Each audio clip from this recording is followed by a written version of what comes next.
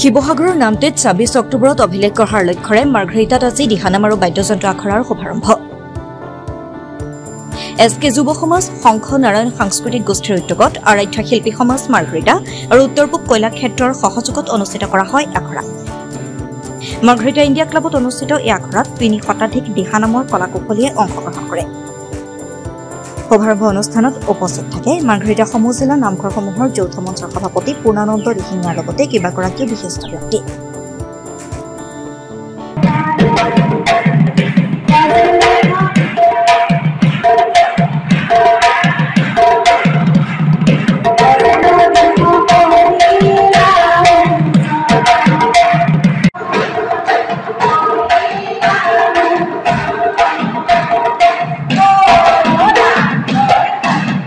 আজি আমি মাৰ্ঘেৰিটা ইণ্ডিয়া ক্লাবত একত্ৰিত হৈছোহি।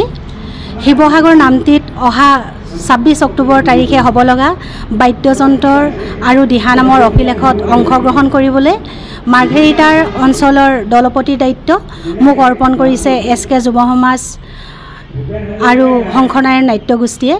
সেয়েহে আমি মাৰ্ঘেৰিটা অঞ্চলৰ সমূহ মহিলা আৰু আমাৰ বৈষ্ণৱ সমস্তক লৈ আমি নামটিত অভিলেখত অংশগ্ৰহণ কৰিবলৈ লৈছোঁ। আজি এই অনুষ্ঠানত আমি ৩০০ৰো অধিক একেলগে একেটা মঞ্চতে আখৰাৰ শুভাৰম্ভণি কৰিছোঁহি আৰু এই অনুষ্ঠানত অংশগ্ৰহণ কৰিবৰ বাবে মোক দিয়া সুযোগৰ বাবে মই এই মাধ্যমৰ যোগেদি SK যুৱ সমাজ আৰু শংখনাৰায়ণ নাট্যগোষ্ঠীক ধন্যবাদ জ্ঞাপন কৰিছোঁ। আৰু আপোনালোক যে সংবাদ মাধ্যমৰ ব্যক্তিসকলকো মই আন্তৰিক ধন্যবাদ জ্ঞাপন কৰিছোঁ, যিহেতু আপোনালোকে ইয়ালৈ আহিছে আৰু এই অনুষ্ঠানত অংশগ্ৰহণ কৰা সমূহ অংশগ্ৰহণকাৰীলৈ মই আন্তৰিক ধন্যবাদ জ্ঞাপন কৰিছোঁ।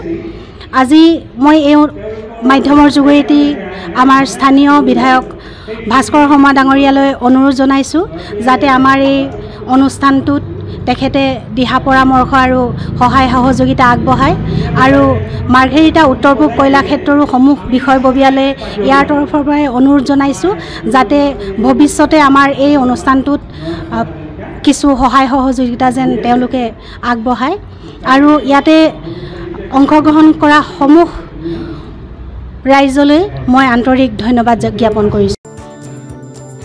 মাৰ্ঘেৰিটাৰ পৰা সমীৰণ বৰঠাকুৰৰ ৰিপৰ্ট, এনজে মিডিয়া।